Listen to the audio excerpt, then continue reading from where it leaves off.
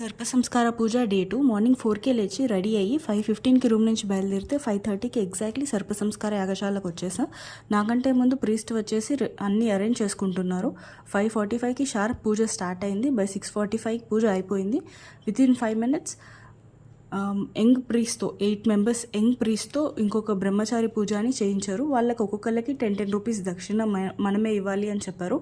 అది ఒక 15-20 minutes పూజ అవగానే మళ్ళీ మెయిన్ ప్రీస్ట్ ఇద్దరు కూర్చోపెట్టుకొని అందరితో సంకల్పం చెప్పించారు. తర్వాత వెంటనే వెళ్ళిపోయి బ్రేక్ఫాస్ట్ తినేసేయండి అని చెప్పారు. నెక్స్ట్ వెళ్ళి ఆది సుబ్రహ్మణ్యాలు 3 ప్రదక్షిణ అండ్ నో దర్శనం. తర్వాత కొంచెం షాపింగ్ చేస్తూ మళ్ళీ మెయిన్ టెంపుల్ వెళ్ళి మళ్ళీ 3 ప్రదక్షిణ నో దర్శనం. 12:30కి ఎగ్జాక్ట్లీ నాగప్రతిష్ఠ పూజ జరుగుతుంది అని వాన పడుతుందని ఇంకా రూమ్కి వెళ్ళకుండా అక్కడే కూర్చొని వెయిట్ చేశాను. నేను ఒక 3 hours వెయిట్ చేసిన తర్వాత నాగప్రతిష్ఠకి చాలా ఎక్కువ మంది వచ్చేసారు. అక్కడ రెగ్యులర్లీ ఈ స్క్రీన్ పెట్టి స్క్రీన్లో నాగప్రతిష్ఠ పూజ చూపిస్తారు. అయిపోగానే ప్రసాదం ఇచ్చేసి దర్శనం చేసుకొని వెళ్ళిపోండి అని చెప్పేస్తారు.